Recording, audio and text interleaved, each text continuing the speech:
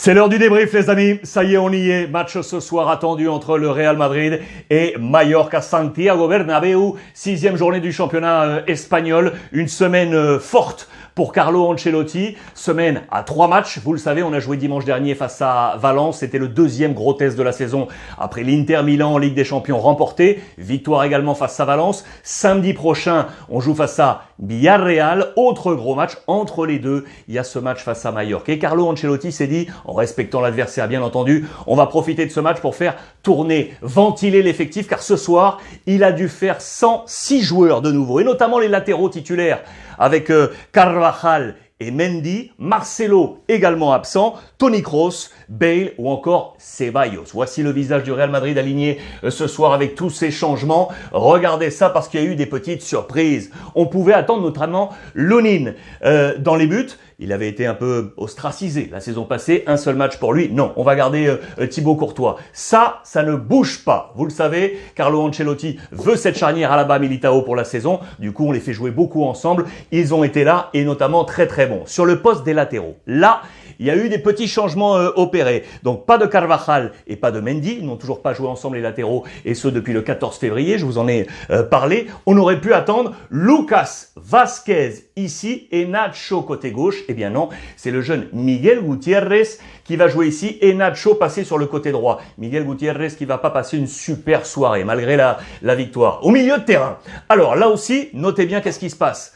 Pas de Casemiro et pas de Modric, les amis. Casemiro, Modric, les deux classiques au repos côté Real Madrid, avec donc Valverde, Camavinga pour la première titularisation de Camavinga, en rouge les premières titularisations, et Asensio également titulaire. Je vous ai mis ce schéma parce qu'on pense au départ que ça va jouer comme ça. Eh bien non, Eduardo Camavinga va jouer dans cette position, ici, à la place de Casemiro, véritable poumon. Ça c'est intéressant et on va en reparler pour Carlo Ancelotti. Devant, ceux qui ne bougent pas, absolument pas, c'est Vinicius, Karim Benzema, les mettre à jouer, la meilleure paire offensive de toute l'Europe si on cumule les buts et les passes décisives. Et puis Rodrigo, qui est une véritable machine, on aurait pu attendre du Isco, on aurait pu attendre du Hazard, buteur face à l'Inter Milan, il a été choisi. Ce match a été un peu fou parce que également du côté de Mallorca, il y a eu pas mal de changements, beaucoup de jeunesse également. Du coup, ça nous a donné un match avec beaucoup d'euphorie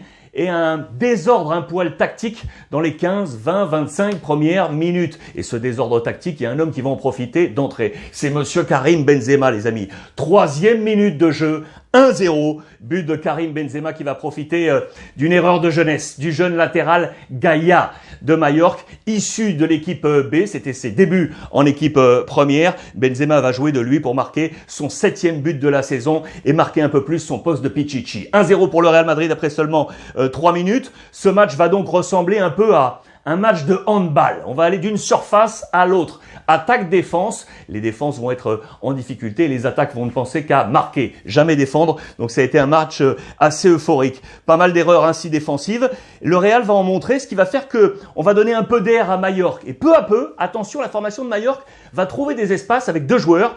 Kang In Lee, que vous connaissez, l'ancien de Valence, mais surtout Kubo qui appartient au Real Madrid. Souvenez-vous, le japonais qui était arrivé en 2019 en provenance de Tokyo, le Real l'a tout de suite prêté, où ça? À Mallorca, puis la saison passée, dans 2 clubs dans la même saison, à Villarreal et à Getafe, 2 prêts qui n'ont pas bien fonctionné, et du coup cette saison on l'a reprêté de nouveau du côté de Mallorca. C'est lui qui a envie de se montrer face au Real Madrid, lui aussi va trouver des espaces, et alors qu'on pense que Mallorca peut aller chercher peut-être l'égalisation, et bien là, pom, ça va frapper de nouveau avec à la 24e minute, Marcos Asensio qui va marquer le 2-0. Match ultra important pour lui, je vous l'ai dit. Première titularisation de la saison. Il passe comme un examen. Lui qui a refusé de partir cet été, il y avait des offres en prêt du côté de Tottenham, de Milan. Mais Carlo Ancelotti lui a dit reste. Il a discuté avec lui et ce match ce soir est important. Voilà la science également de Carlo Ancelotti. Titulaire face à Mallorca. Mallorca c'est son équipe. Il est mallorquin, l'ami Asensio. Et là il marque.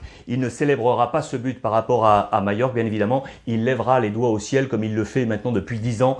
Disparition de sa maman et c'était en 2011. 24e minute.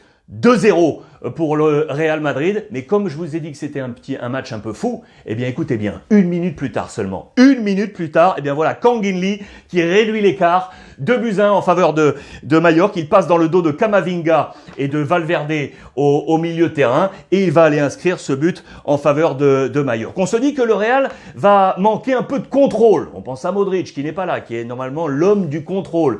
On pense également à Camavinga parce que, certes, excellent. Vraiment, il a été très très bon dans ce match. Il a appelé le ballon, il a joué des deux pieds comme d'habitude. Une aisance technique absolue. Ce n'est pas Casemiro à ce poste. Ce n'est pas encore Casemiro à ce poste. Mais comme on joue face à une équipe Mallorca plus faible, on peut se permettre ça et tenter les coups avec cette position ici pour Camavinga qui est ultra intéressante. Vous l'aurez compris pour l'ami Carlo Ancelotti. Donc ça, c'était bien. Et puis du coup, à la 30e minute, eh ben, le Real va se mettre à l'abri. Avec qui ? Monsieur Karim Benzema. 30e minute, 3-1 avec Karim Benzema qui va donner une passe décisive à Marcos Asensio. Le buteur, Marcos Asensio, pour le 3-1 en faveur du Real Madrid. Et donc passe décisive de Karim Benzema. 6e passe décisive, les amis. 6e passe décisive pour lui. C'est...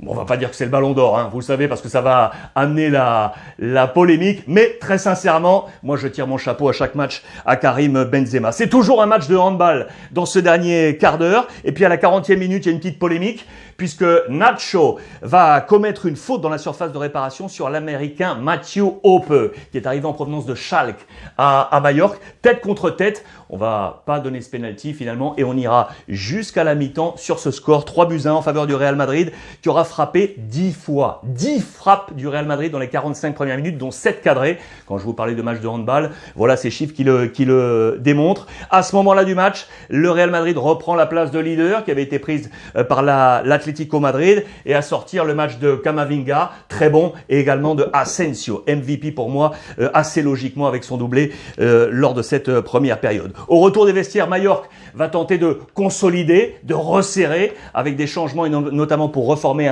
ce qu'on appelle le double pivoté au milieu de terrain. Mais voilà, ça va de nouveau frapper et avec Karim Benzema puisqu'à la 49e minute, on pense que le 4-1 est là pour Karim Benzema du pied gauche, mais but annulé. La VAR passe par là. Le but est annulé pour Karim Benzema. Il était tout près de son 8e but déjà cette saison. Dans ce jeu qui va s'accélérer, 2 avions de chasse incroyables. Valverde et Rodrigo. Valverde et Rodrigo, dos balas, comme on dit, des balles, des TGV, des avions de chasse qui vont apporter énormément par leur vitesse. Et ce 4-1 va arriver à la 55e minute par qui? Par monsieur Asensio. De nouveau, triplé pour Asensio. Le dernier triplé inscrit par un joueur espagnol du Real Madrid en Liga, c'était Raoul, les amis. Raoul en 2009. En 2009. C'est dire si ça passe. Magnifique pour Asensio, vous l'aurez compris. Lui, l'homme de Majorque. On a eu une pensée en avant-match pour les habitants de Majorque. Palma, vous le savez, avec ce volcan qui est en train d'agiter l'île, bien évidemment. Puis à la 60e minute, Carlo Ancelotti va commencer à faire encore des changements pour donner encore un peu plus d'air, donner du temps de jeu, féliciter ceux qui ont bien joué également pour recevoir les applaudissements de Santiago Bernabéu.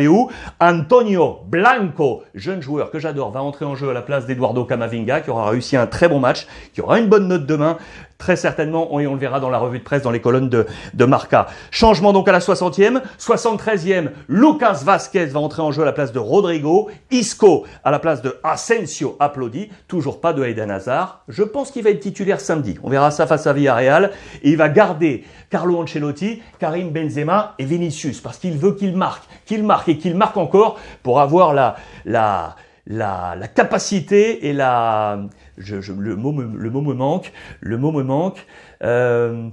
la confiance. Voilà ce que je cherchais. La confiance absolue pour porter l'attaque du Real Madrid. Donc ils vont rester en place à juste titre alors que Jovic est en train de s'échauffer pour éventuellement rentrer. Bien vu de la part de monsieur Carlo Ancelotti puisque quelques minutes plus tard, 79e minute, Benzema va inscrire le 5-1 en faveur du Real Madrid sur une passe longue signée Alaba. Très très bon dans ce jeu long. Ballon au coup de flipper sur les défenseurs centraux. Mais le but est bien pour Karim Benzema qui a inscrit ainsi lui aussi son triplé et un 8e but cette saison. 8 buts, 6 passes décisives, c'est absolument incroyable pour Karim Benzema. 80e, Jovic va rentrer à la place de Karim et Sergio Santos, notez bien ce nom, Sergio Santos à la place de Nacho avec son numéro 43. Il fait ses débuts, c'est un très jeune joueur, défenseur du Real Madrid Castilla, défenseur central qui joue maintenant principalement sur le côté droit. Très bon joueur et joueur à suivre, je peux vous le dire. Et puis à la 84e, 6-1 pour le Real Madrid avec un but signé Isco avec une passe de Vinicius absolument super. 6-1 signé Isco entrant, ça aussi ça va lui donner confiance. Et puis à la 90e minute et quelques secondes, eh bien Jovic va frapper la barre. Cela aurait été bon pour lui de marquer également et venir prendre de la confiance dans ce match pour le Real Madrid et pour lui. Benzema, 1, 2, j'allais vous dire 3, non pas triplé parce que le but a été annulé par la VAR. Doublé pour lui, pardon. Doublé pour Karim Benzema, mais absolument magnifique. Le triplé, il est pour Marcos Asensio. 6-1 pour le Real Madrid. Voilà pour le bilan de cette soirée. Le Real est donc leader de nouveau de cette Liga espagnole. Camavinga titulaire, bravo à lui. Marcos Asensio, magnifique. Et le grand Karim Benzema, je dis le grand parce que cette science du jeu est absolument prodigieuse. Voilà, magnifique. Les amis, on se retrouve très vite. Merci de m'avoir accompagné une nouvelle fois et à très vite pour les débriefs.